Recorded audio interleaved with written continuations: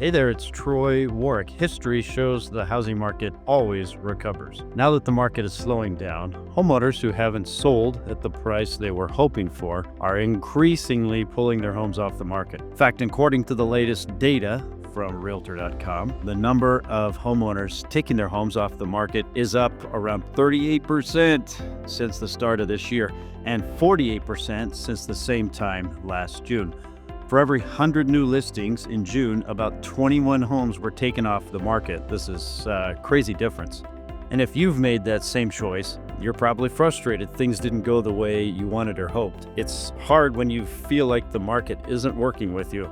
But while slowdowns can be painful in the moment, history tells us they don't last forever, as nothing ever does. History always repeats itself. Proof from the past. This isn't the first time the housing market has experienced a slowdown. Here's some other notable times when home sales also dropped significantly. The 1980s. We've all heard about it, even though some of us weren't even around it. When mortgage rates climbed past 18%, buyers stopped cold. Sales crawled for years, but as soon as rates came down, sales surged back and the market found its footing again. Of course, 2008, how can we forget that? The Great Financial Crisis was one of the toughest housing downturns in history. Sales and prices both dropped hard. Still, sales rebounded nicely once the economy recovered, literally for 14 years in a row. 2020, during COVID, sales disappeared overnight, and many people had to put their plans on hold. Yet recovery was faster than anyone expected, with a surge of buyers re-entering the market as soon as restrictions eased. The lesson is clear. No matter the cause, the market always rebounds with housing. That's what makes it a great investment. Today's situation and where we stand now. So over the past few years, home sales have been pretty sluggish overall, kind of anemic. And one big reason why is affordability.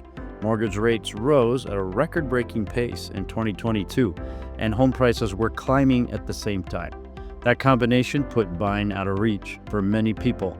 And when demand slows, home sales also go down too.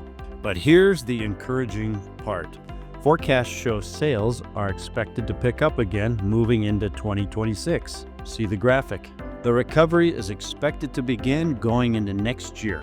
Last year, just about 4 million homes sold, shown here in the graph. And this year, shown in blue, is looking very similar. But the average of the latest forecasts from Fannie Mae, the Mortgage Bankers Association, and the National Association of Realtors, NAR, show the experts believe there will be around 4.6 million homes sales in 2026.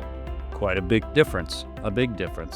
And a big reason behind that projection is the expectation that mortgage rates will come down a bit, making it easier for more buyers to jump back in. That means what's happening now is part of a cycle we've seen before.